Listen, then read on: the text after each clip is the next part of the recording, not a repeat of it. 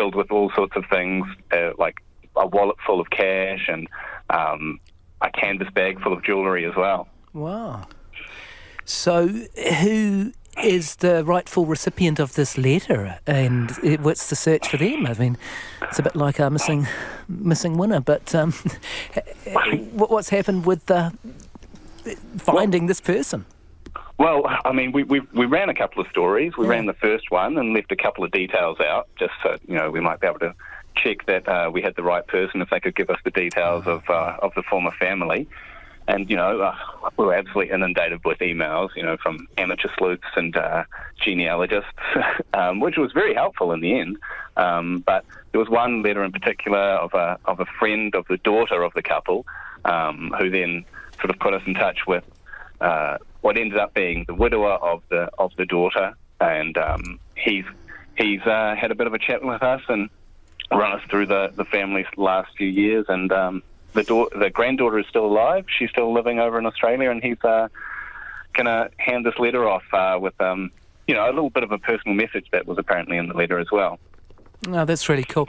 Hey, I've hogged all the time as usual, Sue and Nick, but you've got 30 seconds if you've got a quick question. I have a question. I mean, was there anything in the letter, or did the granddaughter get anything that she didn't know about or that she hadn't already got? And what's she been happening to all the quite know money about it yet. sitting in the bank? Oh, she's going to be surprised.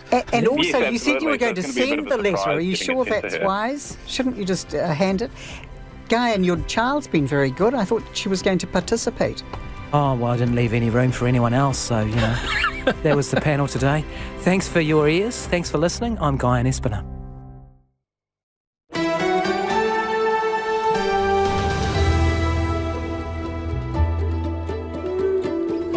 Kei te whakarongo mai koe ki te reo irarangi o Aotearoa. This is Checkpoint on RNZ National. I'm Lisa Owen. Haere aki nei, a fog cannon does little to stop a brutal daylight hammer attack at an Auckland dairy. The shopkeeper has stitches to the head, and we speak to a witness who was also injured.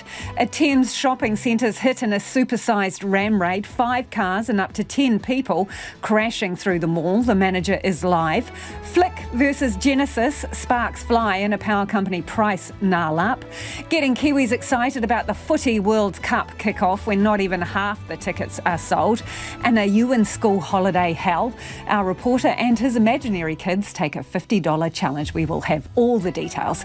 You can watch us live on the RNZ website and Freeview Channel 50.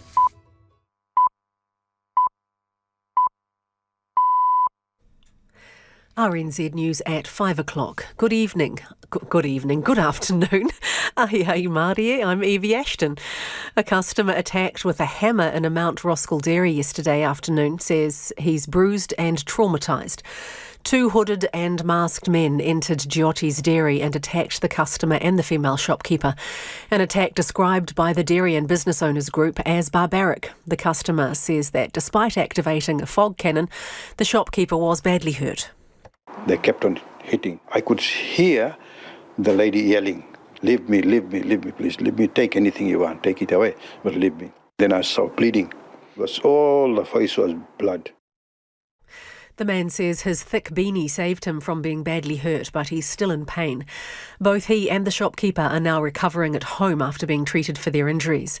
You can hear more about this on Checkpoint shortly. Rotorua's mayor is planning for the worst as lake waters in the region reach crucially high levels. After months of rising, Lake Rotorua is creeping onto the doorsteps of people living around it. A playground is already underwater and State Highway 30 may have to be closed. Mayor Tanya Tapsell says effective changes will mean difficult decisions and extreme amounts of money. This is not like a river or the sea. Most of the time these lake levels do rise slowly, but the problem is they don't go down. So we're not actually discussing evacuation, we're discussing something much more scary, and that's called managed retreat. Tanya Tapsell says high water levels have caused long detours in the area, forcing some students to leave school early to get home on time. A family of Syrian refugees in Dunedin say they're living in such terror they've installed security cameras around their home. The attacks have escalated. 3 nights ago, a shed on their property was set alight. The family say that over the past 3 years, they've had rocks thrown through windows, eggs lobbed at the house, the children taunted and their mother accosted for wearing her hijab. The father, who didn't want to be named, said through a translator that it's brought up memories of their war-torn homeland and they no longer feel safe.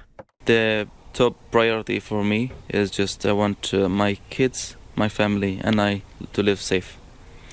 This is the priority for me. The police investigating Monday's fire have released an image of a man they want to speak to.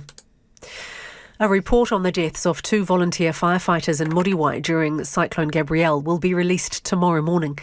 Fire and Emergency commissioned the report with the aim of identifying all factors that contributed to the deaths of Craig Stevens and Dave van Svanenberg. Chief Executive Kerry Gregory says he'll present the report's findings in person at a media briefing to show respect to the fallen firefighters. 2 former public servants who corruptly tried to profit from the Christchurch earthquake rebuild have been sentenced to home detention. The former Canterbury Earthquake Recovery Authority and Ōtākaro Limited employees, Gerard Gallagher and Simon Nikoloff, were sentenced in the High Court today for corrupt use of official information about proposed property deals. The Serious Fraud Office says they used the information to secure a sale and purchase agreement for their own company and then tried to set up private deals through which they'd personally profit by hundreds of thousands of dollars. And the Australian government has denied there was a delay in granting a visa to Donald Trump's son, Donald Trump Jr. Event organisers blamed a late visa approval for the postponement of his speaking tour of Australia yesterday, saying it was approved just 24 hours before Mr Trump was due to board a flight to Sydney. Immigration Minister Andrew Giles says the former US president's son wasn't treated differently to anyone else. To sport now, and extra crowd security is being laid on for the 3rd Ashes Test starting tonight at Headingley in Leeds. Tempers flared after the controversial dismissal of England's Johnny Barstow on the final day of the 2nd Test at Lords, which Australia went on to win and go 2-0 up in the best of 5 series. England must now win this test if they're to keep their Ashes hopes alive. The Australians can expect a rowdy reception as Headingley's regarded as the noisiest venue in England, and they've also asked for an extra eye to be kept on their families, some of whom were abused at Lords. England skipper Ben Stokes says it's time to move on from the Barstow controversy, but he doubts fans will. Everyone knows what the atmosphere is like here. We know what the atmosphere is like in Australia, so yeah. But no, I think it's just going to be one of those things where we will have the home support fully behind us. And a pay dispute between South Africa football and its Women's World Cup squad has been resolved. The team had been due to play Botswana at the weekend before heading to New Zealand for the tournament. But with the squad locked in a dispute over bonus payments and contracts, a shadow national side took the field instead. The South African Association says a donation from a charity has resolved the issue. South Africa play Costa Rica in a warm-up match in Christchurch next week. That's the news. We're a long way from healthy homes. The right to a decent home is not in the New Zealand Bill of Rights Act. It's not in any legislation. Does Parliament hold government to account? A crown is given. By the symbol of this crown, we pledge our loyalty, in trusting that you reign as our king in the service of all your people. In receiving this crown, I so promise by God's help. And another crown is handed back from last year's Farmer of the Year. Yes, I am. Yep. I'm soon to be old news, which is good. What is busy 12 months. Your throne of knowledge. Morning Report, weekdays from 6 on RNZ National. And we're funded through New Zealand On Air. You're with Lisa Owen next on Checkpoint. Right now, the short forecast from Met Service to midnight Friday. From Taranaki to Bay of Plenty northwards. Fine for Bay of Plenty and Taupo, but cloudy periods elsewhere. Cloud increasing and rain gradually spreading south tomorrow. For the remainder of the North Island, Te Ika Maui, fine, apart from showers spreading north from Wairarapa to Gisborne today. Fine with areas of high cloud tomorrow. From Nelson to Fiordland, fine today. Cloud increasing tomorrow and rain developing from Westland northwards in the evening. For the remaining Te Waipounamu areas, South Island areas, fine apart from showers about the Banks Peninsula today, fine with areas of high cloud tomorrow. And for Rekohu, Chatham Islands, showers, possibly heavy with hail for a time, easing this evening and clearing tomorrow. Gale southwesterlies easing today.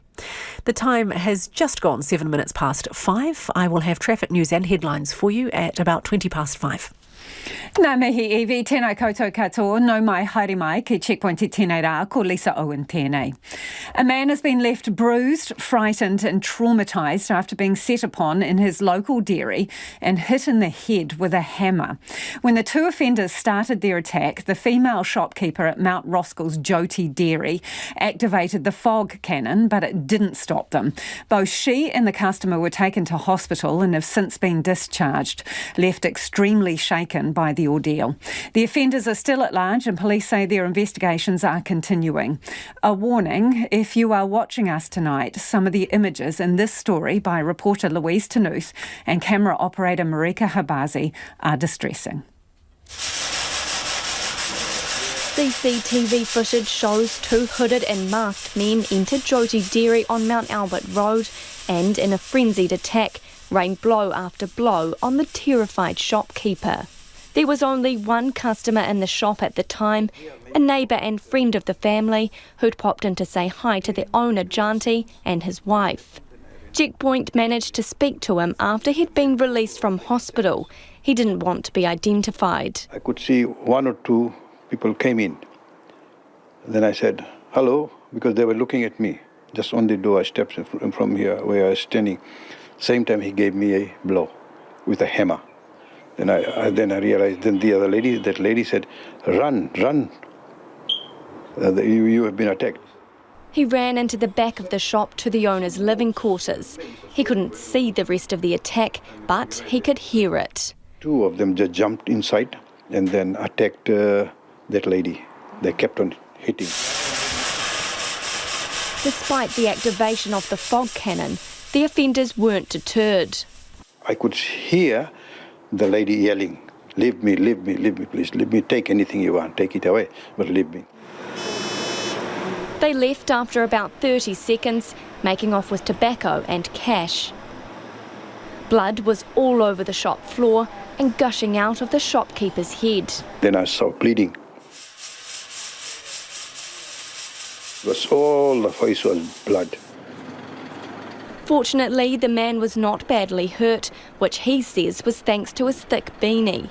But he's been left with multiple bumps and bruises and is still in pain. They give me here, here, and then I got one here on my hand. And he's clearly been left badly shaken by what happened. I'm scared and not happy. I've been living here 22 years. This is the first time it happened to me. This morning, Janti's wife and the customer that was injured in the attack have both returned home from hospital. Janti's wife has 7 stitches in her head and the couple have been left extremely traumatised. Dairy and Business Owners Group Chairman Sunny Kaushal visited the shopkeeper's family this morning. He says they've run the dairy for the last 15 years and are well known in the community. 2 offenders, they came and they attacked the women. So it's very serious, it's very barbaric. He says the incident makes it clear that fog cannons are not the only answer, and in some instances, they do more harm than good. It is a big issue. It has covered the CCTV and it has also masked the offenders, so you cannot identify them. So fog cannons also have ill effects. The incident took place less than 2 kilometres away from last year's fatal attack, where dairy worker Janak Patel was stabbed at the Rose Cottage Dairy on Sandringham Road. Many local businesses have experienced armed robberies. Big weapon he have. Yeah, he jump on the counter, he take the cigarette, he tried to take my tell machine, but we already fit it in here. Some fear coming to work every day. I've been here in New Zealand around 20 years and it's never been like this before. We feel like very unsafe. Sandringham Business Association chairperson Jitin Chittiboma is reaching the end of his tether due to the number of incidents like this. The word frustrating doesn't cut it anymore, it's beyond frustrating. So I have to check my vocabulary now. So it shouldn't be happening. It's almost 2 years. We've been warning the government about it. He says police officers he's spoken to feel similarly helpless to stop the crime. There's nothing more they can do with the resources they've got at the moment. So I can't complain when it comes to the police. They're equally frustrated with, especially when it comes to youth crime. And I haven't heard of any significant announcement when it comes to, changes in legislation or a framework of how we're going to tackle this. Police Minister Ginny Anderson declined to talk to Checkpoint. She released a statement calling the offending abhorrent and says the government will continue to resource police so they can catch those responsible and hold them to account. And if you were listening to that story on radio, the video version will be posted to our webpage. And overnight in Thames, Goldfields Mall has been hit in what can only be described as a supersized ram raid. Police have found 3 of the 5 vehicles that drove through the shopping centre during the smash and grab. Mall manager John Frere joins us now. Hi John, you have seen the security footage. Can you tell us what happened, please? Yeah, good evening, Lisa. Yes, it was sort of almost like a movie set. Just watching that footage and seeing 5 vehicles drive into the shopping centre. It was obviously all very well planned. It was very precision-like, Lisa. So the people that came in and did this last night knew exactly what they were up to. So how did they get in? What did they smash through? Just straight through a double automatic door. So they came in, just drove one of the cars straight through the doors, drove around one of the concourses. One of the vehicles went in and drove straight through the warehouse door into the warehouse so they could get access into there. And then another one drove into a vape shop, smashed that so they had access. And then after about the 10 minutes that they spent inside the shopping centre, they just simply hopped back in the cars and drove out our main door straight through. So both doors have been completely written off, as you can imagine, and as they were both entering and leaving. So in the 10 minutes they were there, John, what were they doing? Just piling product into the vehicles? Yeah, as I said, I'm sure that it looked as though that they had been here and cased out. They hit the vape shop, and the chap that owns that shop has told me that he's been hit on 5 occasions across his other shops, mostly electrical goods, phones. They hit a phone kiosk where he had telephones and electrical equipment, and that's the type of stuff that they've stolen. Any idea to what value, John? No, it's a bit early to tell at this stage. It was more sort of trying to get what do you do in this situation and making sure that our premises is now safe. It's really concerning. Like listening to your story about the risk to shoppers, we've got another side to that story because Thames is an area that has been really badly hit recently with whether or no scenarios. A lot of our businesses are mum and dad businesses, and school holidays is a time where we get a bit of a spike in business. Now, they've all lost a day's trading because of these people last night. So, you're getting a whole raft of issues that are starting to rise up as a result of what's going on, Lisa. So, in the video, and from what you describe, it sounds very planned. What can you tell us about, the ages of the people? And also, I'm interested in how they were dressed. Well, I suppose you'd call them typical teenagers. They were wearing hoodies and that type of stuff. Not all of them were wearing gloves, which was quite surprising. But they, and it is a bit difficult to tell, but I would have sort of picked that they were in that sort of 15 to 18 age group. And were some of them wearing overalls, John? Coveralls? No, I didn't see overalls. It was more sort of your hoodies and your jeans and, track pants, that type of stuff. So what do you know about the cars? The police have said that they've got 3 back. Do you know where they got them from? And I'm assuming these are stolen vehicles. Yes, apparently there were 2 vehicles stolen in Thames yesterday, and that's the story that I've heard. In terms of getting them back, one was left in the car park after the ram raid. 2 more, I understand, have been found over in Huntly where they were abandoned. All right, and where does this leave you now? As you mentioned, it's a day's trade gone for all these businesses, significant damage to your doors in and your doors out. So where are you at?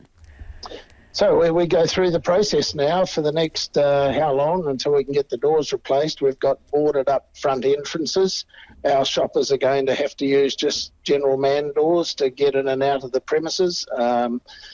I know that, a lot of people like our Specsavers, they have a lot of clients that were booked. They had to cancel all of those people today. And those are people that are travelling from the other side of the peninsula. So, looking forward, I don't know. It's a strange one, Lisa. It's just you feel emotional about something like this. You feel angry.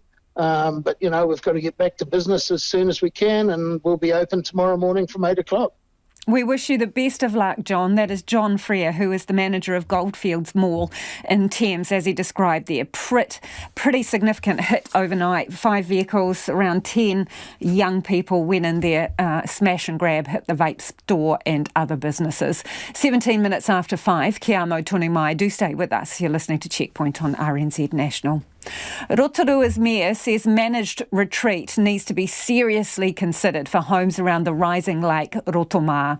The lake is just a few millimetres away from overflowing on State Highway 30, the lifeline between Rotorua and Kawerau. After months of rain, the land around the Bay of Plenty is waterlogged, with NIWA's water soil map showing the ground is totally saturated. NIWA has also revealed 11 locations across the country have already seen more than a year's worth of rain in the first 6 months of this year. Lake Rotorua is on a slow march to the state highway it sits next to and is seriously threatening houses on its shore. State Highway 30 connects Rotorua with Kawerau and Whakatane, and parts have already flooded. Rotorua Mayor Tanya Tapsell says they're planning for the worst. This is not like a river or the sea. Most of the time these lake levels do rise slowly, but the problem is they don't go down. So we're not actually discussing evacuation, we're discussing something much more scary, and that's called managed retreat. She says the council is yet to determine who can stay and who needs to leave. We have set up a team between our council, Bethany Regional Council, local iwi and Ministry of For Environment, of which we're looking at what we can do, not only in the short term to support the residents, but of course those big decisions on, well, can these homes stay where they are? Chair of the Rotorua Lakes Community Board, Phil Thomas, told the Detail podcast a number of houses near Lake Rotorua have already been flooded. It's just a slowly developing disaster, I guess is how I'd describe it, because the water is just keeping coming in and there is no way for it to go away other than seepage and evaporation. Mayor Tapsell says the consequences of the flooding are widespread. Unfortunately for some, it does mean a long detour around the lake. Now, this is impacting schools as an example. I know some of the students are only being able to have half days so that they can actually get in the bus, go the long way around back to get back home. Waka Kotahi says it's working closely with councils from Rotorua and Whakatane to manage flooding on State Highway 30. It says a short-term resilience improvement for State Highway 30 is underway, with rock armouring being added to the lakeside bank. The region has had to deal with months of rain, and as NIWA revealed today, they're not alone. 11 places around the country have had over a year's worth of rain in just 6 months. NIWA says Kaikohe has fared the worst, receiving 130% of its annual rainfall, and it's only July. Also making the list, Whangare, Warkworth, Lee, Whangaparaoa, Albany, Mangere, Tauranga, Gisborne, Tutira and Napier. Met Service forecaster Lisa Marie says climate change, marine heat wave and La Nina are partly to blame. All these things combined, along with a bit of just being unlucky as well, because they could have gone a little east, they could have gone a little west to us, but actually they came down over New Zealand. And so we have the situation that we've had event after event after event. Some of those regions very saturated, even still. However, she says the country can expect a change in the weather sometime soon. So the systems that we have coming through at the moment, and will continue really for much of July, are very fast-moving systems. So although they'll come in, they will bring some heavy rain, but they will move through quickly. Met Service has forecast rain for the east from Sunday. And that was Finn Blackwell reporting 21 minutes after 5, and you're with Checkpoint on RNZ National. Homai o whakaaro, we would love your feedback on anything you've heard on the program this evening. Do get in touch about that severe dairy attack in Auckland. Also, the ram raid, supersized ram raid on the mall at Thames. 10 young people, it seems, and 5 vehicles smashed that place up. And what can you do in the school holidays with $50? We'll have more on that later in the program, but you've probably got ideas. Text us on 2101, tweet us at checkpointrnz, or the email address checkpoint@rnz.co.nz. Time to go to the headlines now. Ko iwi anō tēnei. The chair of the Dairy and Business Owners Group, Sunny Kaushal, says a hammer attack at an Auckland dairy yesterday afternoon shows fog cannons aren't the only answer. The fog cannon at Mount Roskell's Giotti Dairy was activated, but it didn't stop the 2 offenders who set upon the woman shopkeeper and a customer and made off with tobacco and cash. In Thames, 5 vehicles drove inside Goldfields Mall last night in a ram raid, hitting businesses, including a vape shop. Mall manager John Freer told Checkpoint the security camera footage looked like a movie set. 2 men convicted of fatally shooting publican Chris Bush at Maramarua's Red Fox Tavern 35 years ago have failed to overturn their convictions. The Court of Appeal in Wellington dismissed their appeal in May, but we have not been able to report it until now, and we still can't report the reasons behind the court's decision. The Ministry of Education is defending its choice of US-made synthetic tiles to refloor more than 600 rural schools instead of a New Zealand wool alternative. The Ministry's head of Capital Works, Sam Fowler, says the only New Zealand wool tile offered to tender didn't perform as well and wasn't made locally. And a Transport and Infrastructure Committee inquiry recommends the government investigate 4 new passenger rail services: Auckland to Wellington and Tauranga, Napier to Wellington, and an extension of the capital connection up to Fielding. Those are the headlines. Looking at traffic, because of a serious crash this afternoon, State Highway 39 west of Hamilton is now closed from the intersection with State Highway 23 by Whatawhata through to Tuhi Karamea Road. Our next news for traffic and headlines is at about 20 to 6. Kia ora rā e ho. The football ferns have been dealt an early blow ahead of the World Cup before a ball has even been kicked. New Zealand has lost experienced defender and wider squad member Michaela Moore, who has withdrawn from the squad. Well, joining us now is sports reporter Jonty Dine. OK, so some early drama for the football ferns. There is, Lisa, yeah. So some surprising news out of Ferns camp today. As you mentioned, Michaela Moore pulling out of the World Cup. So the squad of 23 was announced last week, and it included 3 extra training reserves, of which Michaela was one. So she was right on the cusp of cracking the squad, but was obviously just pipped. And her involvement obviously would have seen her cover any potential injuries. So playing was still a possibility, and with 63 caps, she would have been invaluable to some of the younger squad members. However, Michaela's opted not to be a part of the campaign, and she's pulled out for personal reasons. Fans may remember Moore for scoring a hat-trick of own goals against the United States back in 2022. That was obviously a very tough time in her career, but her teammates rallied around and supported her through that. And she's also been struggling with some injuries recently and has had limited game time. So coach Jitka Klimkova says she asked players how they want to be informed about their World Cup selection or non-selection, and Moore asked for an email.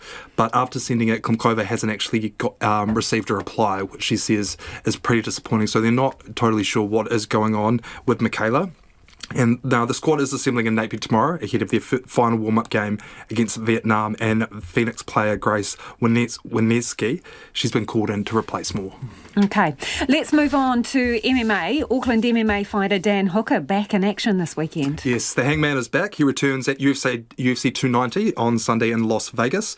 So it's the first time he'll fight this year, and it's the same opponent he was set to face back in March. But of course, he had to withdraw from that fight because of a broken hand. So Hooker's still ranked 12th in the world and will take on American Jalen Turner, and he's ranked just one spot above him at 11th. And Turner has a very high finishing rate. He's finished all 13 of his professional fights by either knockout or submission. So it's a dangerous prospect for Hooker, but that's exactly why Dan wanted the fight. He says he'll fight anyone at any time, and that's why he's a fan favourite. He is coming off the back of a win at UFC 281 against Claudio Puelles. Now, Hooker's obviously regarded as one of the most exciting strikers in the game, and Boris was very reluctant to trade with Dan on the feet. Can't say I blame him for that, but it led to a bit of a frustrating fight. Boris spending a lot of time doing the old butt scoot, but Hooker eventually found his sternum with a front kick and got that TKO. Now, Hooker is yet to fight for a UFC title, but he still has his eyes on lightweight gold, as he said on the Freestyle podcast. This is not anyone unranked or someone coming up or this is like I feel like this fight's like a true tipping point. It's time to go out there and prove that I belong in there with the best guys. It's to go out there and prove that I have the potential to win a world title. Because I've said that many times. Like, if I don't think that world title's in the mix, then what's the point in even doing it? So still plenty of confidence in the Hangman, Lisa. So his fight will get underway at about 2:40 on the Sunday. Now, should he pick up another win, he will move closer to that title picture. But having already lost to current champ Islam Makhachev and contenders Dustin Poirier and Michael Chandler, he is going to need to string together some pretty special performances in order to become a serious contender again. Thank you, Jonty. That is Jonty Dine, sports reporter there. It's school holidays, and with the wet weather many regions are getting, it is hard to keep the kids busy without burning a hole in your pocket. Many indoor activities come with a hefty price tag. We sent reporter Tom Taylor and cameraman Nick Monroe out with a $50 budget to see what an adult and 2 children can get up to for that amount. I collect my per diem from the ATM, so there's no chance of going over budget. But how far is a $50 note going to go at some of Auckland's child-friendly attractions? The first activity on our list is sure to be a crowd pleaser for your cheeky animals, the zoo. But let's see if this $50 is enough to get us in. The zoo says all its admission money goes towards conservation efforts. That's $24 from each adult and $13 from every kid, or $45 for an adult and 2 kids combo. Here's the change from our big day, a crisp $5 note. That's enough monkeying around from us. On to the next stop. It's a gloomy winter's day. What could be better than a movie with the kids? Let's see how far this goes, eh? Might even be able to get some snacks. Admission for an adult and 2 kids blows our budget, but with the loyalty card, we just scrape through. Well, it was a decent film. Not much of that $50 note left, though. A family of 3, that'll set you back $47, leaving just $3 remaining. That's with one of these discounts. And you can forget about the snacks. Well, before we hit the park, let's try one last activity, the underwater experience that is Kelly Tarleton's. The Sea Life attraction advises visitors to book in advance for discounts, but in peak times like holidays, you're looking at $32 for each child. Maybe not so much. One adult could get in by themselves for under $50, but with 2 kids, that's going to set you back $109. Let's go head for some free fun at Mission Bay. Down at the beach, some real parents had better ideas on how to keep the kids entertained without blowing our budget. We just do like little tours of all the different playgrounds. So you just sort of look at where all the cool playgrounds are and just cruise around, try to do like 3 playgrounds a day sort of thing. Library is a quite good choice. They have a quite good school holiday program. We always go there to follow their programs as well. They have story time for the small kids. Also have the activities for the big kids, which is quite good and it's free. Taking the kids to the park, this one, and there's one down in Pairata Rise as well, which is a really good interactive park. It's got a place where the kids can swim as well as play, and there's a cafe right next door for mum and dad. So. That's mum of 4, Kararaina Thompson, who's travelled from South Auckland to Mission Bay. And it's only like $20 gas to get up here and get back. That's not that much to get a change of scenery. And like we can take a nice walk along the beach. We can play on the park. There's a water fountain over there that my daughter found. There's some ride-on scooters. So there's a lot to do for something that'll cost maybe like $20, $30. Kararaina says one of the hardest tasks in winter is making sure the kids aren't cooped up for too long. Even if it is like wet like today, I mean, there's a little water never hurt them. Make that a lot of water. So the hot pools, especially around Auckland, the public pools are free and they're warm and they're indoors, so you can go there whether it's raining or not. And that's something that we're going to go and do after this. Happy and her son Adrian are over from Sydney visiting family during the school holidays. Just yesterday we went to Rotorua Cave. Yeah, that was nice. Isn't it, Adrian? Yeah, we went in a boat. But Happy says it's not something they can do every day. We paid around like $190 for 4 of us. It's a bit costly, but yeah, it's for fun, like so once a time is fine. And like all families, sometimes they just need a rest day at home. My mum hates it, but I mostly like to play device, like electronics. Yeah, but it's not too good. I try to avoid all the devices and stuff, but yeah, the kids, they always get into this. A familiar story for many parents, and perhaps not as enriching as a trip to the aquarium, but one of the lowest cost sources of entertainment available. And that report from Tom Taylor, the video version filmed by Nick Monroe, will be on our webpage. We'd love to hear your ideas. Text us on 2101. Spending less than $50, one adult, two kids. What are your ideas? It is 29 minutes away from 6. Kia amo tonu mai. Stay with us. You're listening to Checkpoint on RNZ National. It is time for the business news. Ko taku hoa e nai nei ko Anand Zaki. Anand joins us now live for business. Anand, a spat between the Commerce Commission and one of our big telcos over in ad. This is, one big story, isn't it? Tell us more. One big story. I see what you did there. So our second biggest telecommunications firm, 1NZ, formerly Vodafone, they've been told to stop its very high-profile advertising campaign about 100% mobile coverage. Now, I don't know if you've seen the ad, but it's been everywhere recently. It basically says 100% mobile coverage is coming in 2024, and this is after 1NZ signed a deal with Elon Musk's SpaceX connecting to its new Starlink satellites. Now, the Commerce Commission says the campaign is misleading and might be in breach of the Fair Trading Act. They say the ads don't make it clear that there will initially be limitations to the service.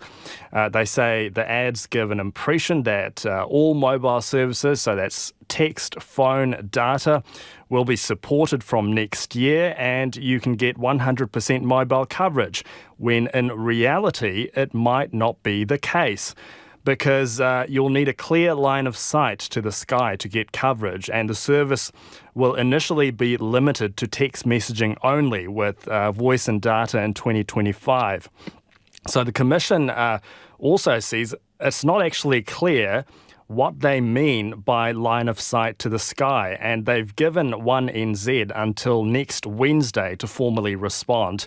And they say legal action is also on the cards. Now, 1NZ weren't doing interviews today, but they did issue a statement. They say they are reviewing the Commission's letter, but they have gone on the defensive. They say the fact is Starlink satellites that connect to phones will cover 100% of the country. So they think it's valid to talk about 100% mobile coverage. They also say they've been clear that the service will launch with text messaging only. So it sounds like we might have a bit of a fight on our hands. And another tech firm, it's announced a restructure. Which one is this? So this is cinema software company Vista Group. It's been the theme, hasn't it, for tech firms recently. So Vista Group, they are planning to cut their global workforce of about 780 people by up to 8%. So potentially more than 60 jobs at risk here. It's part of a major shake-up of the business with various brands that they own to be brought together into one unified brand, and they'll also have one global senior leadership team. And they said that means senior management will be based across the world. Now, the job cuts will happen through natural attrition, and there will also be phased top-down job cuts, which will happen by the end of this year. So it sounds like management will be in the firing line there. And they say the changes will improve cash flow, and they say they will improve shareholder returns as well. But look, it's another tech firm announcing a restructure, joining some well-known New Zealand-linked names, Xero, which is listed in Australia, but they've had a major restructure recently. And then at the smaller end of the scale, we had Trade Window as well. So more tough news for workers in the sector. And let's get a bit of pace on for the markets. Thanks, Anand. Yeah, local top 50 index ended down 43 points or 0.4% to 11,959. And the Kiwi dollar, 61.9 US cents and 92.9 Australian. Thank you, Anand. Ka kite, Anand Zaki there with Business News. Sparks are flying over allegations of shabby sales tactics by one of the country's biggest power suppliers.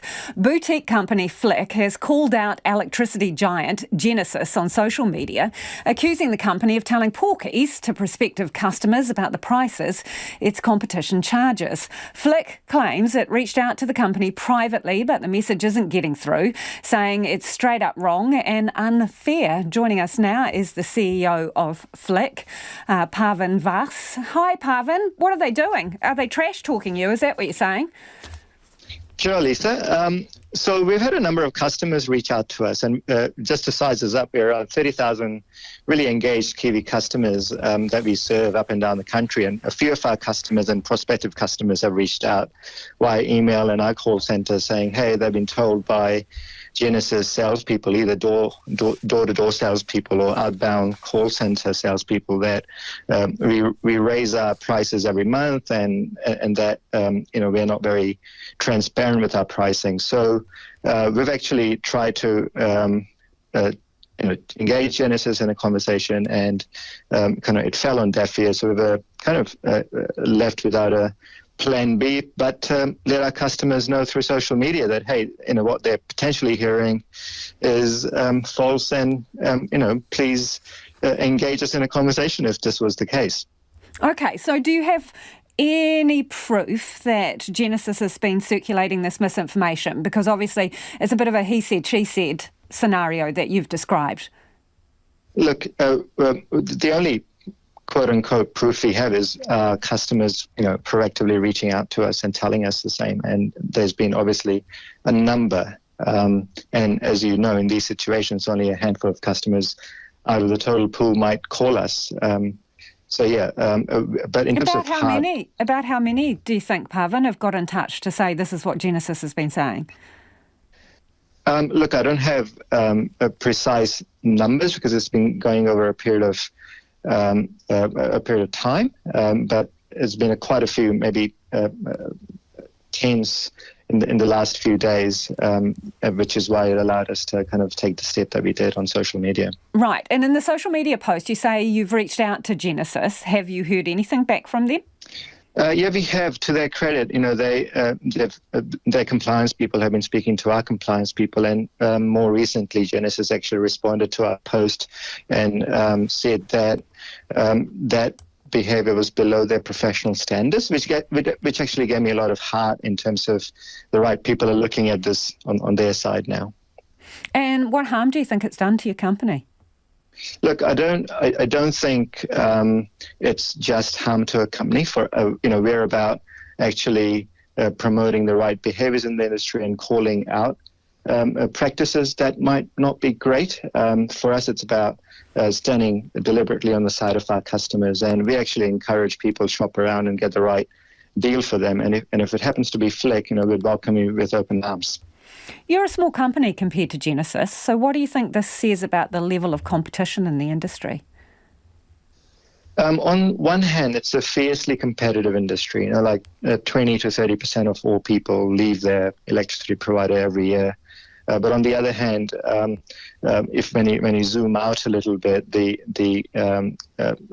innovation and the lack of customer services abound, which kind of talks to how stuck people are sometimes with their providers. And we encourage actually people to take the matter into their own hand, shop around. It's very easy these days to jump on a site like PowerSwitch or by other means and compare retailers and also switch. Switching is really easy, even easier than switching your mobile phone. For the record, do you raise your prices every month?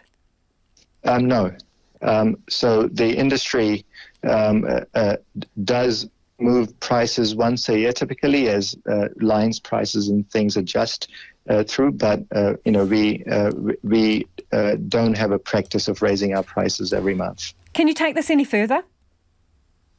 Look, we'll wait and see. I'd like to give Genesis the benefit of the doubt. They're a lot more bigger and complex than us, so sometimes things like this fall to the crack. But I'm hoping that us calling them out sort of improves their practices for the benefit of Kiwis.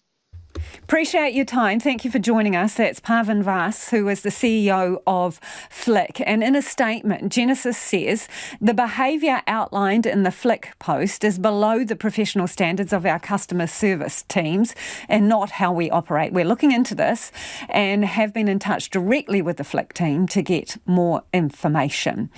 Let us know your thoughts on that one, and also whether you have had any conversations with Genesis about Flick. Text us on 2101 or tweet us at Checkpoint RNZ. It is 19 minutes away from 6 and you're with Checkpoint on RNZ National. We'd love to hear from you about anything you've heard on the program, homai or whakaaro. The text again, 2101.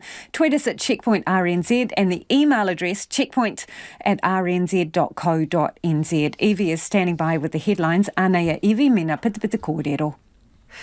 The Chief Children's Commissioner believes the police investigation into youth justice facilities could reveal more disturbing incidents. The probe comes after Oranga Tamariki staff videoed a fight between two youths at the Auckland residence and claims of their phones being used to view pornography. Judge Francis Evers says the current care system is harming the young people it's supposed to be helping. Rotorua Mayor Tanya Tapsell told Checkpoint the rising water level of Lake Rotorua means managed retreat for nearby homes needs to be seriously considered. It comes as NIWA reveals that 11 locations across the country have seen more than a year's worth of rain since January the 1st, including parts of Northland, Auckland, Bay of Plenty and the East Coast. Tenants of Wellington's fire-hit Loafers Lodge boarding house have won a legal battle to recover some of their property. A senior lawyer at Community Law, Oscar Upperton, says some were told their belongings were being dumped. A man has been charged with 5 counts of murder and 2 of arson in relation to the blaze on May 16.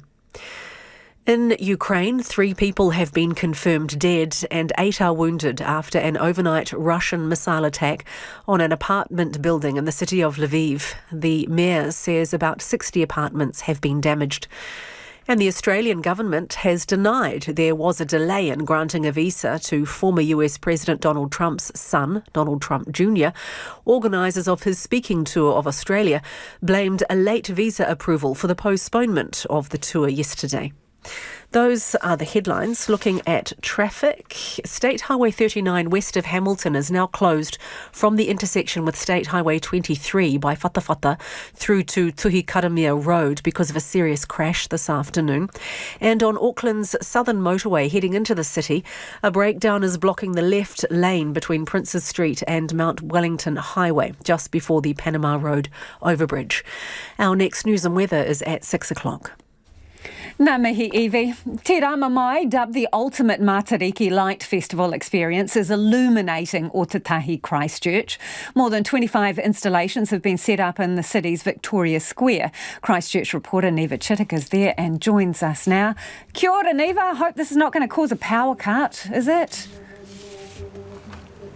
Kia ora, Lisa. No power cut here. An official sponsor this year is Orion, the network electricity provider. So fingers crossed they've got it under control. But I have been assured by council staff that's the case. It's pretty impressive standing here as the sun's gone down. As it keeps getting darker, this only gets more and more impressive. There's noise, there's lights, there's action. A few members of the public are out and about at the moment testing out some of the equipment for the official opening tomorrow. And I must admit, it's making me want to go and have a go on some of these installations too. Yeah, so what can people expect? Is it interactive?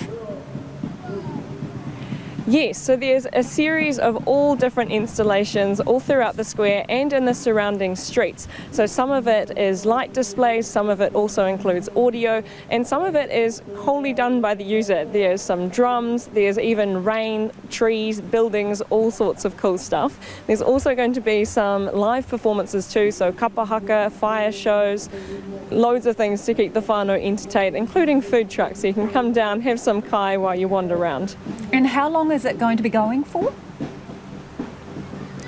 It opens tomorrow, big grand opening. It's then going to be open for a week, all the way through Matariki. Tirama Mai means bringing of light, so there's lots of local stories. It's all been organised with mana whenua, and lots of the artists who've created these installations are local artists, are Māori artists. They've worked in conjunction with the council. They're expecting thousands of people here. This is, I think, the third year that it's been running. First year here in the park, and they said they moved here because it gives it a little bit more excitement. They can play with the dark spaces and the trees. You can definitely see it. Wrap up warm, bring a jersey. It is that good old Canterbury winter that people will know and love. Make sure you've got some layers on, but honestly, looking at these lights, you forget about it pretty quick. It gives you that sort of inner feeling of warmth. I'll take your word for it, Neva. Thank you for joining us. That is our Christchurch reporter, Neva Chittick there. It is 14 minutes away from 6. Kia mau tunu mai. Stay with us. You're listening to Checkpoint on RNZ National. Politicians are split over a Human Rights Commission investigation into housing, with some arguing it's reason for the agency to be abolished. The Commission has released a lengthy report into housing, which paints a grim picture of some people's living conditions. It also blames successive governments for failing to keep their human rights promises. Here's our political reporter, Katie Scotcher. For 2 years, the Human Rights Commission has been taking a closer look at the state of housing in this country. What the inquiry exposes are human rights shortcomings in the housing system, unaffordability, poor conditions, poor access for disabled people. Chief Human Rights Commissioner Paul Hunt says successive governments have made binding commitments to recognise the right to a decent home. There's the International Covenant on Economic, Social, Cultural Rights.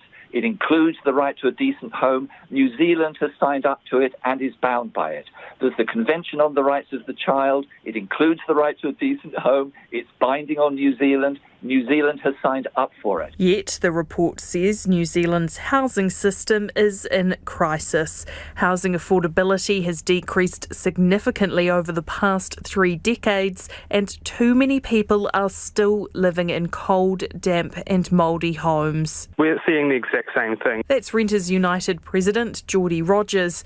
He says while government programs like the Healthy Home Standards have been helpful in showing what a good home should look like, there isn't enough enforcement of the rules. So what we end up seeing is people who are paying over half of their income on rent for a home that is actively making them sick and then costing them more money in the long term with things like hospital bills and time off work. So it's a massive struggle out there and we're not seeing a proportionate response. Paul Hunt says the inquiry has exposed a gap in accountability.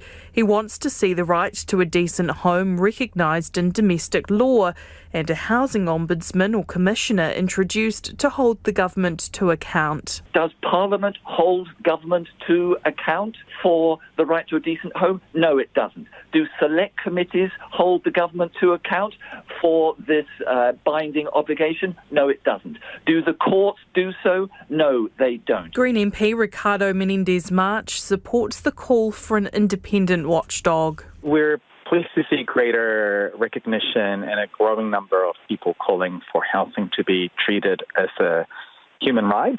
ACT leader David Seymour is less supportive of the report. He's long called for the Human Rights Commission to be shut down. How it's a good use of taxpayer money for the Human Rights Commission to spend 2 years navel-gazing and then publishing the bleeding obvious is beyond me, but it's a good example of why under ACT the Human Rights Commission would be gone. It's not clear what the government makes of the report.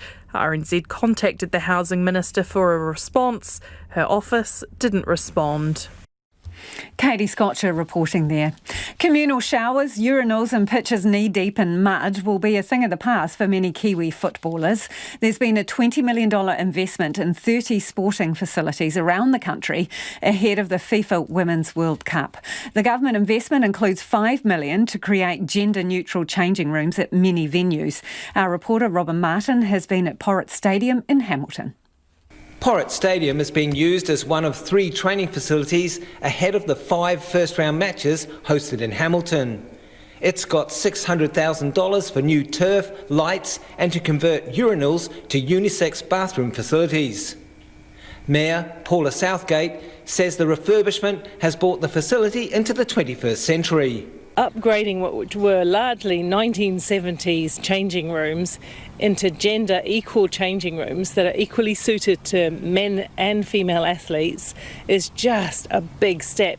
And then, as you see, this turf that we're standing on is some of the best turf and turf management that you can get. Gower Park, Korikori Park and Waikato Stadium picked up another $500,000 in upgrades.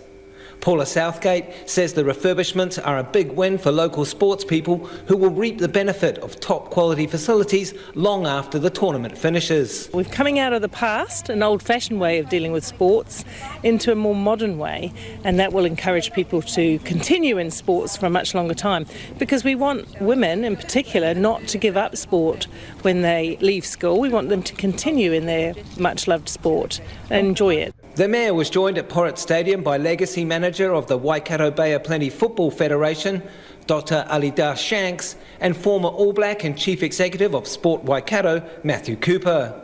Shanks says the upgrades are a game changer, particularly for women.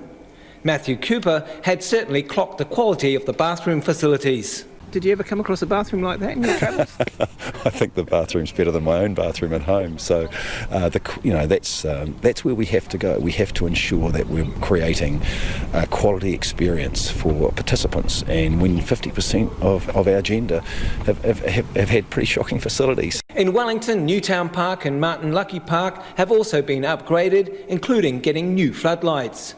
Wendy Turton, the FIFA project coordinator for Wellington City Council, is most excited about what it will mean for local sports people. And actually giving them that sense of respect as well. A lot of the teams that come through here have worked really hard to get here. So, FIFA aside, all the other teams from the communities have worked hard to get to this level. So it's actually enabling us to include them in that and to be really excited to provide them something like that. Ms Turton says Newtown Park is now an incredible facility. But it's not all been about bathrooms and floodlights. Back at Porritt, apprentice groundsman Ian Campbell-Cutler has the tricky job of mowing the distinctive FIFA pattern into the turf. So it's done on the a reel mower. There's rollers on the reels. So I'm using a John Deere 5 reel, and it mows. It pushes the grass down one way. Say you're going towards something, it'll be light, and if you're to look at the other way, it'll be dark. Do they have any stipulations about how long the grass or anything like that? FIFA sort of recommend, 23 to 25 sort of millimetres. A defensive midfielder at the Hamilton Wanderers club himself, Campbell-Cutler, is looking forward to testing out his handiwork after the tournament. Meanwhile, Kiwis are being urged to get on board with less than 50% of tickets pre-sold and a big chunk of them bought by overseas fans. FIFA Women's World Cup 2023 CEO Dave Beach says they're working to bring footy fever to New Zealand. We're dressing the cities, the airport welcome mat is rolled out, and we're rolling out a lot of promotional activity. There's pop-up activations all up and down the country. So everyone should be seeing the tournament loud and clear now. And then, of course, today we've welcomed our first teams into the country, and that's always a fantastic moment as well. So, it's a good time for the tournament with 2 weeks to go. Pop-up activations, what are they? Because if you're in the middle of Auckland, you kind of wouldn't know that this is going on. Yeah, so look, whether it's in a mall or at a football field or like field days down in Hamilton, we've got a tent that comes along and spin the wheel and you can win some merchandise and we promote the tournament and help you buy some tickets if you need to. So, but the city dressing's all up now in Tamaki Makaurau, so there's billboards, advertising, radio, TV. So it's definitely all happening, and we've certainly seen an uptick in ticket sales in recent weeks, which is really promising. Yeah, so where are you at with ticket sales? So we've just tipped over 1.2 million across the tournament, and of that, nearly 300,000 in New Zealand. So off to a really good start. So, and it's well ahead of where you'd normally be, I guess, for a major tournament of this scale. We're looking good to fill the stadiums and make this an incredible celebration of women's football. Dave, so as a percentage, how full are you? Yeah, so look, we've probably got around 900,000 tickets if we were to sell every game in the country. So there's a mixture of high demand and low demand matches. Clearly the football ferns are very popular in USA games as well, being the world number one. There's a handful of tickets left for some of those games. And then we've got a handful of low demand matches. And so our focus now is on making sure that we fill those games up and down the country. So you've sold less than half of the tickets. Isn't that a little bit disappointing? No, not at all. Typically, a tournament like this, you'd sell around 30% with a month to go. You'd sell 30% in your last month.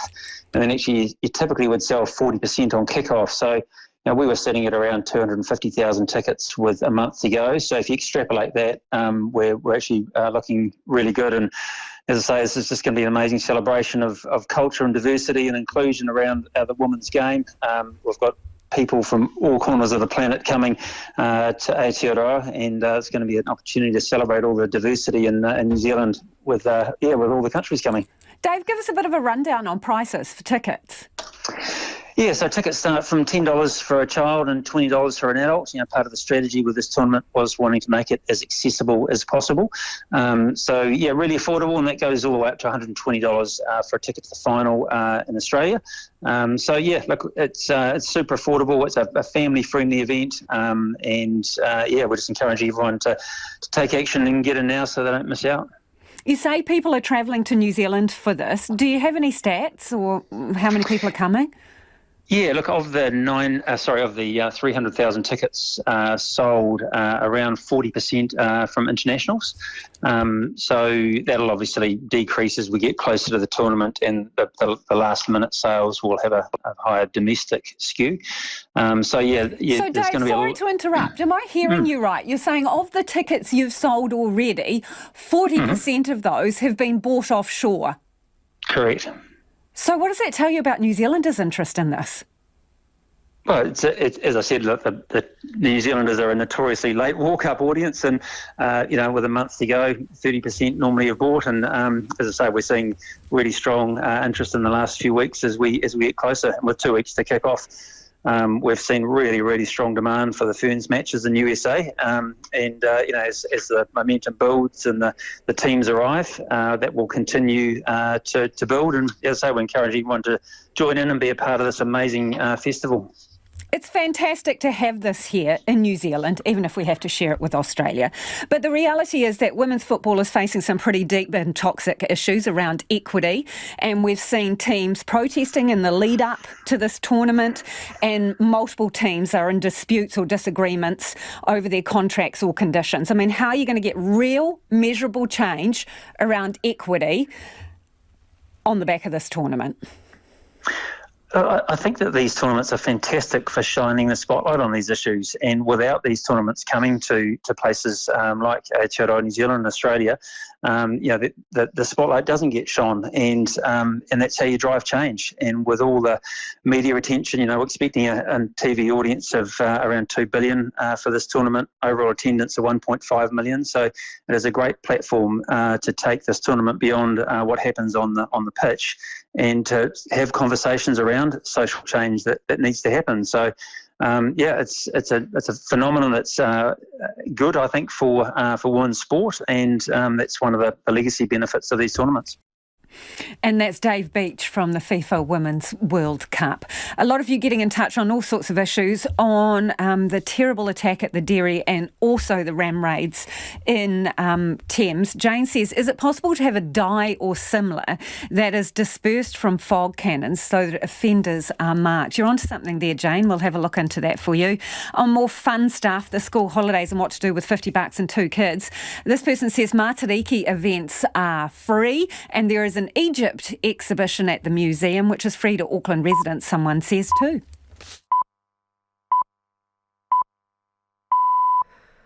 RNZ News at 6 o'clock. Ngā mihi o te pō. Good evening, I'm Evie Ashton. The manager of a Thames shopping centre that was ram-raided last night says the operation seemed precise and well planned. John Freer says the offenders targeted a vape store and shops selling electronics. He told Checkpoint they drove in through one automatic glass door and then out the other. One of the vehicles went in and drove straight through the warehouse door into the warehouse so they could get access into there. And then another one drove into a vape shop, smashed that so they had access. And then after about the 10 minutes that they spent inside the shopping centre, they just simply hopped back in the cars and drove out our main doors. John Freer says it looked like the offenders had cased the Goldfields Mall beforehand and knew exactly what they were after. The police have found 3 of the 5 vehicles involved. The Chief Children's Commissioner believes more disturbing incidents could be uncovered as the police investigate youth justice facilities. The investigation was launched after Oranga Tamariki staff videoed a fight between 2 youths at an Auckland residence, and teenagers climbed onto the roofs of facilities in Auckland and Canterbury. Judge Frances Evers says the current youth justice system isn't working and is actively harming the young people it's supposed to be helping. She says they can't grow to be proud and strong in prison-like institutions, and a system reset mustn't be delayed. 2 men convicted of killing a publican 35 years ago have failed to have their convictions overturned. Chris Bush was shot dead at the Red Fox Tavern in Maramarua in October 1987, and the offenders fled with more than $30,000. Kate Green reports. 30 years after the shooting, the police reopened the high-profile case, and that led to the arrests of Mark Hoggart and a man who cannot be named. In 2021, they were sentenced to life in prison for murder and aggravated robbery. They appealed their convictions at the Court of Appeal in February, and in May, the court dismissed that appeal. But only today have the media been able to report that decision, and they're still not allowed to report the reasons for the judgment. An advocacy group pushing for better maternity services says the midwife workforce shortfall of 40% is putting stress on whānau. Te Whatu Ora says more midwife trainees must be recruited and then retained in order to meet the shortfall of more than 1,000 workers. The chair of Hutt Maternity Action Trust, Meg Waghorn, says many women are struggling to find midwives. It starts you off in a difficult position if the first thing you have to do when you're pregnant is try and find a midwife, and you can't. And then obviously it can and it does create negative experiences for women as they travel through a really under-resourced system. Meg Waghorn says the people most at risk are those in marginalised, underserved communities. The European Commission has proposed easing the EU's tight restrictions on the use of genetically modified organisms, saying current legislation doesn't reflect improved gene editing technology. It says the changes would offer EU farmers crops that are more resilient to climate change and need fewer pesticides, while providing consumers with more nutritious food. Gene editing would be allowed if the change to a plant's own DNA could potentially happen naturally. Social media giant Meta, which owns Facebook and Instagram, has officially launched its new app, Threads. The app is linked to Instagram and is widely seen as a rival to Twitter. The BBC's James Clayton reports. This isn't just a random player, this is Meta doing this. They have a lot of experience of copying other apps very successfully. I'm thinking Reels, which is a copy of TikTok, Stories, which is a copy of Snapchat. And this app will have access to hundreds and millions of Instagram accounts. It is not starting from zero. So this has a very, very good chance of succeeding. It will also hoover up lots of data in a way that some other apps don't. So this is a really, really significant moment in terms of Twitter. Meta says more than 5 million people joined the platform in the first 4 hours. Te Pāti Māori has recruited Meripeka Raukawa Tate to contest the Rotorua electorate in October's election. Ms Raukawa Tate, who currently chairs the Whānau Order Commissioning Agency, is a former long-time Rotorua Lakes councillor. In a statement, she says she backs Te Pāti Māori movement's fearless and unapologetic support for whānau. She says she understands the challenges facing Rotorua as it rebuilds from the COVID-19 pandemic. The Rotorua seat has been held by National MP Todd McClay since 2008. Taranaki Regional Council says a review of materials from light bulbs to structural steel couldn't prevent a second budget blowout for the redevelopment of Yarrow Stadium. Another $10 million has been tacked onto costs a year after the original budget leapt by nearly 40% to $70 million. Council Chair Charlotte Littlewood says $30 million from the government's Infrastructure Reference Group programme will limit the impact of rising costs on ratepayers. And the Department of Conservation says it's waiting for more information about a stalled project to replace an old Stewart Island wharf. The wharf in Post Office Cove has reached the end of its life and a new site in Bathing Bay has been chosen. The Southland District Council says DOC initially agreed to own and maintain a new link to the wharf and existing tracks, but now it's not sure whether the department is still on board. DOC says it remains committed, but it last heard from the council in May and is waiting for details, including a project plan. That's the news. I'm Catherine Ryan on 9 to Noon today. A program to get Kiwi kids interested in the outdoors has been pulled by DOC. We speak to one of its co-founders about why he feels it's vital something replaces it. COVID's long tail is still having an impact on the classroom. What can schools do to help kids want to be there?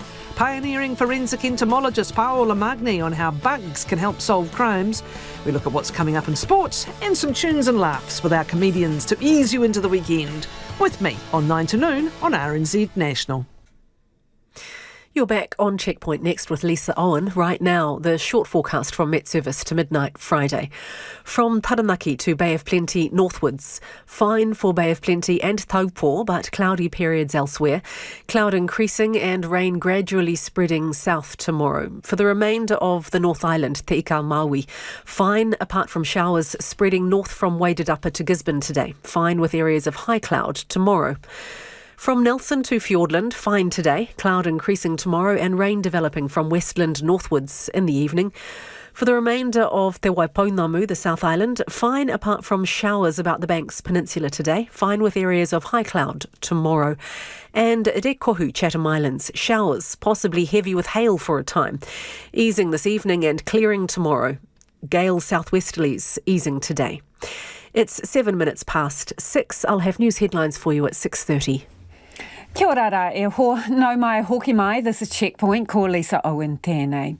50 years on, veterans exposed to nuclear tests in French Polynesia are still waiting for an apology from the government and an assurance subsequent generations of whānau will have their medical costs covered.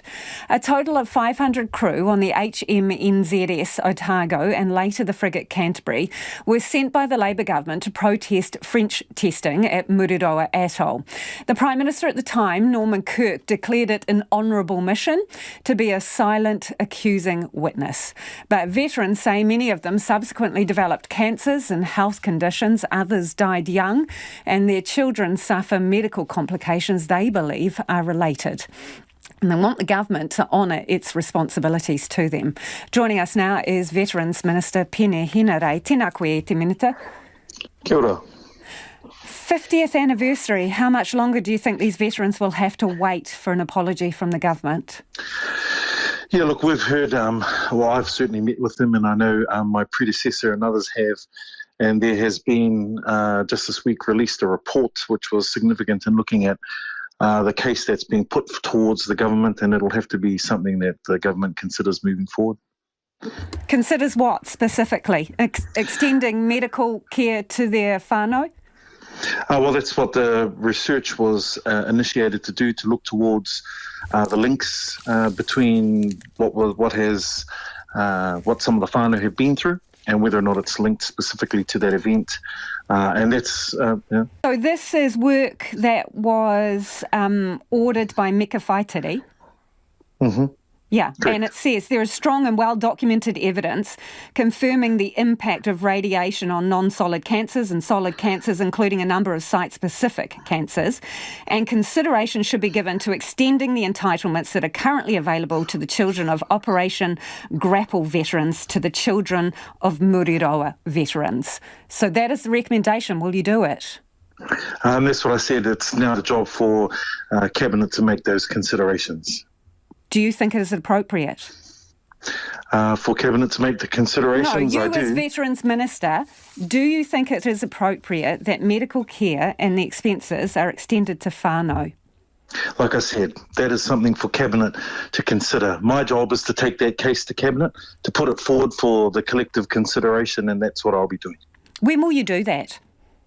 As soon as possible. I know that, for example, next week is still a recess week, and then we're back into the House and the Prime Minister's overseas, so it'll be in the near future. So within the next month, Minister? In the near future, yes. Veterans have waited 50 years. Could you just give them a timeline? Will you put it before Cabinet within the next month? Like I said, there's next week is a recess week. Then the House comes back together. It'll be my job to present it to Cabinet, and I'll be doing that. When do you hope to have a decision by? Oh, that'll be up to Cabinet. So I can't give a date or a timeline on that. Do you not think the veterans deserve a timeline? Well, for us to put it up to Cabinet for consideration, I'm not going to preempt a decision made by that will need ultimately to be made by Cabinet. So, look, I respect those who were sent on those two ships. I've met with a number of them, and I'll be meeting with them again tomorrow evening and having those discussions with them. Do you acknowledge they have suffered as a result of their exposure to that testing? Look, I've spoken to a number of them. They've talked about the significant challenges that they've had coming into the role in the past several months. I've taken the time to digest a number of reports and a fair amount of paperwork about these matters, and yes, I'm sympathetic.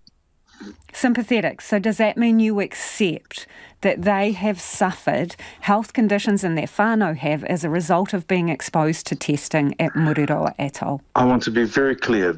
Any kind of decision that makes draws the conclusion that you've just done has to be made by Cabinet. I've been very clear with those who I've met with on the matter in the same vein that these things have to be made by Cabinet, not me alone. Yeah, final decision by Cabinet on whether to fund that kind of medical care and to issue an apology. I am simply asking you, Minister, personally, whether you believe there is a connection between the ill health that they suffer and their service to the country in the Defence Force. Like I said, I'm not going to draw any conclusion on a connection there. I've already said to you, I'm sympathetic to this. This is my job to then present it to Cabinet. How do you think they've been treated over the past 50 years by successive governments? Look, they've made their views clear to me that for many of them, they're upset. They've talked about the loss of some of their fellow service personnel that they've served with, and they've made that clear to me. And like I said, I've met with them before I went overseas recently, and I'll be meeting with them again tomorrow. So, but how do you think they've been treated? Look, yeah, I'm not going to speak for past governments, and my job now is to present the best case forward for Cabinet to consider, and that's what my job is. Okay. You may have seen this or may not, so I'm going to draw your attention to it. On the anniversary of that trip to Rotorua, the Labour Party tweeted from its account, and it said, Prime Minister Norman Kirk told the 242-strong crew, this is on one of the boats, that their mission was an honourable one, that they were about to be a silent accusing witness with the power to bring alive the conscience of the world. New Zealand's proud and enduring nuclear-free stance is a reminder that when we stand up for what is right, the world takes notice. Is that a bit tone deaf to send that out on that day when you haven't apologised to them and you've offered them no support for their families? Well, no, that's not the case, actually. What we're saying is we're unapologetic about our stance with respect to being nuclear-free. Recently, the Minister of Defence has also made that particular point extremely clear to the public. And as the commitment that was made by my predecessor and myself was to look at all of these mitigatings, all of the circumstances with respect to this matter and bring it forward to Cabinet, and that's what I'm doing. Yeah, but you're talking about, standing up to power and bringing alive the conscience. What about this government's conscience? Well, look, we've made it clear. We've done it on a number of occasions. I'll draw your attention to the Waitangi Tribunal claim with respect to Māori and the treatment that they received through the Defence Force. This is this government taking these matters seriously. So, like I said, my job is to present this to the Cabinet. Really appreciate your time, Minister. Thank you for joining us. That is the Veterans Minister, Pene Henare there. It is 6:15 and you're with Checkpoint on RNZ National. Hundreds of Palestinian families in the West Bank city of Jenin are now homeless after a 2-day Israeli military operation. The battle with Palestinian militants caused widespread damage across the city, some of it done from drone strikes. Alison Horn from the ABC is in the Jenin refugee camp. Giant bulldozers push together piles of rubble. The ripped up roads and twisted wrecks of cars, physical scars of the 2-day conflict between Israel and Palestinian militants. Power and water is still cut to thousands of people across the Jenin refugee camp, where Israel launched its biggest military operation in the West Bank in 2 decades. Mahmoud Al-Ghul fled his home during the fighting. He came back to find it had been shelled. I feel like I'm so upset it'd be easier for me to die than see this. Much easier. His home is now unlivable, in ruins with gaping holes in the walls and cinder blocks that have been blown to pieces. He doesn't know where he'll live or how he'll rebuild. I worked a lot. I suffered a lot to build this house. I made it beautiful. To come back and see my house destroyed like this, it's something I can't imagine. My kids and my wife, I haven't brought them here because I know how difficult this is going to be on them. Mahmoud Al-Ghul's story is like hundreds of others. Basma Samir Hamad was asleep with her children when Israeli shelling hit her home. Today, she was meant to celebrate her daughter's first birthday. We felt we were going to die, she tells me. For an hour, the clean-up stops for the funerals of some of the 12 Palestinians killed. Many were militants, and one Israeli soldier was also killed. Thousands march on the streets, some shooting ammunition into the air. But then the masses return to clean up the mess of their home. Israel says the operation was successful in targeting Palestinian militants, but the Palestinians here in Jenin, not involved in the fighting, say they are the innocent victims of Israeli collective punishment. The riots which erupted in France last week appear to have subsided for now, but the fallout from them continues. In Marseille, where there were violent clashes over the weekend, prosecutors say the police are now investigating the death of a man who may have been hit by a police rubber bullet during rioting on Saturday.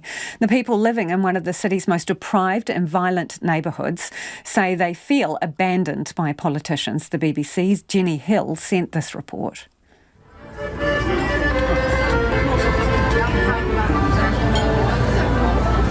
In a divided country, a city of two halves.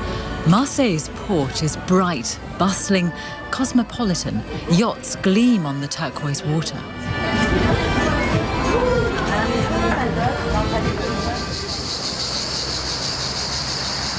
But come to the northern districts, where tower blocks rise scruffily into the sky, and no one's surprised that riots broke out. These neighbourhoods are notorious, deprived and dangerous.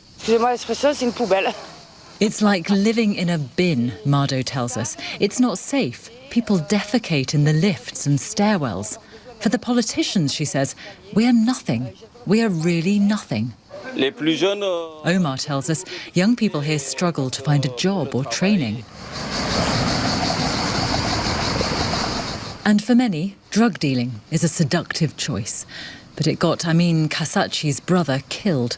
His body was recovered, badly burned from the boot of a torched car. This is the only solution the young people have. There are no companies coming here and saying we'll pay you more than minimum wage. Here people are supermarket cashiers or cleaners or security guards. We can't be judges, lawyers or accountants. And President Macron knows it. He was here just before the riots, greeted by crowds and cameras to refresh his promise made 2 years ago to fix Marseille. more money, more support. But Amin's now met him twice and lost faith. When Macron comes, he comes to make announcements, not to listen to us. We are always in the same mess, the same misery, and nothing will change. So I understand the anger of the young people. I don't justify the violence, but I understand it. The government is spending money on schools, public transport, police. It's just that people here don't notice a difference. This used to be a community police station. For some, perhaps one of the last remaining physical links to the French state. No wonder so many here tell us they feel cut off, left to fend for themselves.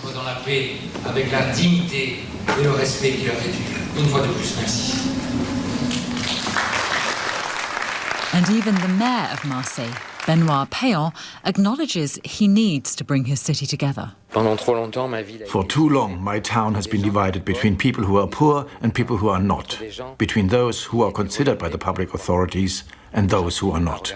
It's supposed to be a fundamental French value. But here, égalité, equality, is now an ambition.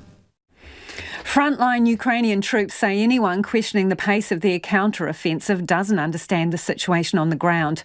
The troops say Russia's tank traps, trenches and air power mean progress will take time and that trying to rush the operation could cost many thousands of lives. The ABC's Nick Dole reports from eastern Ukraine.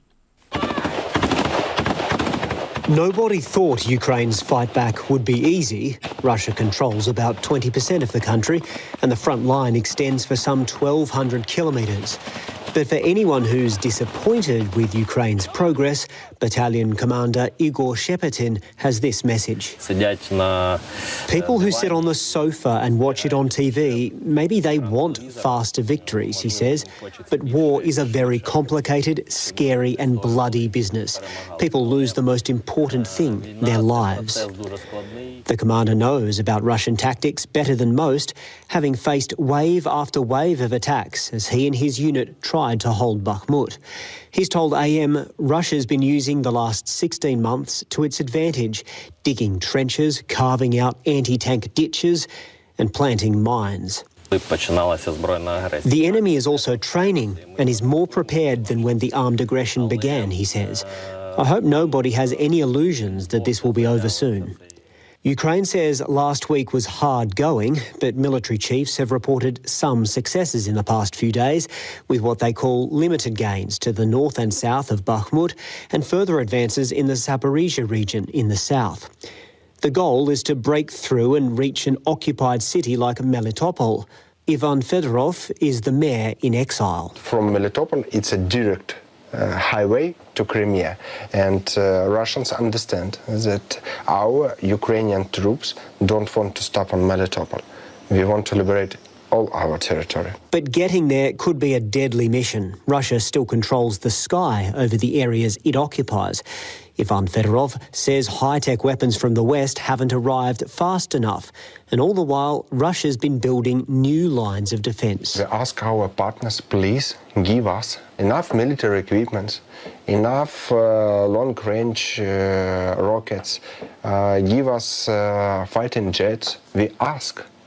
And while our partners think about it, Russians didn't think, they built. And we together give them 1.5 year opportunities to build it. And now we have a greater problem. A problem, he says, that's costing Ukrainian soldiers their lives. After several years of devastating floods, Australian farmers are now preparing for the possibility of below-average rain and above-average temperatures. The Australian Bureau of Meteorology says there's a 70% chance of an El Niño event before summer, although the UN Weather Agency has declared it's already underway. It's likely to bring hot and dry conditions to many parts of Australia, and farmers say they are acting now to avoid any threats to the nation's food security. The ABC's Matt Bamford reports. For Joe Shepherd, farming life has always revolved around weather extremes. I grew up on a sheep and cattle property in Cunnamulla, and I remember as a young child, 5, 6, 8 year droughts were, are very much part of my upbringing. The CEO of the Queensland Farmers Federation says producers have become much better at managing the conditions. It's been a vital shift over the past decade when large parts of the state were in drought. There's actually quite a lot that farmers and can focus on in terms of their preparation.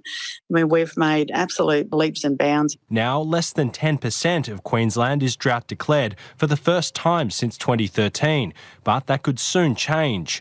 The United Nations has declared the start of an El Niño, which means an increased chance of a hot and dry Australian summer. Joe Shepherd says these events are just another pressure on producers. Particularly it's been heightened in recent years, prior to and post-COVID.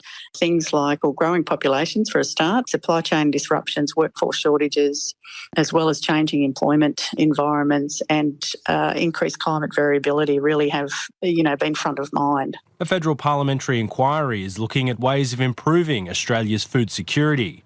Joe Shepherd says there are some key areas of focus. We've been doing quite a bit of work around gaps in insurance. So there's farmers and regions who are unable to access insurance, particularly in relation to flood or hail or extreme weather event type insurance, which is really difficult. Either the insurance is completely unaffordable or just not available. The South African women's football team is heading to the World Cup in New Zealand after settling a dispute over bonuses with the country's football federation. The team's preparations were thrown into disarray hours before a final warm-up match between Botswana that was to be played at the weekend. A foundation owned by Confederation for African Football President Patrice Motsepe stepped in with a donation to the team. Our correspondent Nomsa Maseko sent this report from Johannesburg. The intervention by the Motsepe Foundation comes after an impasse between the Women's African Cup of Nations champions and the South African Football Association over several issues, including pay at the upcoming World Cup. The president of the Confederation for African Football, Patrice Motsepe, who is also South African, and his wife, Dr. Precious Moloi, brokered a deal between the two parties with a donation which will go towards bonuses. The team, nicknamed Banyana Banyana, refused to sign contracts after raising bonus issues. The South African Football Association president, Danny Jordan, explains. The first fundamental thing in this country is the right to strike. It's a human right. And strike of players in football or in sport is not an unusual thing. The events of the past days, however, have been extremely hard on all of us. Clearly, the issue of contract negotiations started too late. So, one of the things that we have to do is to start it earlier. In a first for the Women's World Cup, the organizers FIFA guaranteed every player taking part $30,000, but this figure had not been included in those contracts. The South Africans are scheduled to fly out today for the tournament being hosted in Australia and New Zealand. And South Africa's first match is against Sweden in Wellington on July 23rd. Before we head off, some feedback on our interview with Veterans Minister Penny Henare about Rotorua nuclear test veterans. Simon's got in touch and says, you gave the Minister so many opportunities to simply say something like, yes, there is absolutely a direct connection between these tests and long-term health impacts. It is well known and evidenced through scientifically peer-reviewed papers. I am disappointed that he couldn't just say yes, says Simon. Another in the same vein says, good Lord, why can't Mr Henare just be honest and answer something? No one would worry if he said, yes, I will try and present this within a month, and tried his best, says Mike. That is the Minister who said he will take a paper to Cabinet with recommendations about whether there should be funding for medical services for the children of veterans who have suffered health effects from being present at those tests at Rotorua. Rotorua. That is about all we have time for this evening, and the late news team's going to keep you updated throughout the night. Ko te kaupapa tuatahi Pōpō tomorrow from 5 a.m. First up grabs a cuppa with one of the world's most unusual coffee shops floating on Lake Dunstan. It's up for sale. Could you be the lucky buyer? Tune in to find out more. Coffee, why wouldn't you tune in? 5 a.m. tomorrow. Kia pai tōpō. Have a great night. We'll see you tomorrow. Friday. RNZ News headlines at 6:30. Good evening, I'm Evie Ashton. A customer who was beaten with a hammer in an Auckland dairy robbery yesterday says he's shaken and traumatised. Police are seeking the two hooded and masked robbers who also attacked the woman shopkeeper in Mount Roskell's Joti Dairy. Dunedin's Mayor Jules Radich says he won't tolerate abuse against a family of Syrian refugees.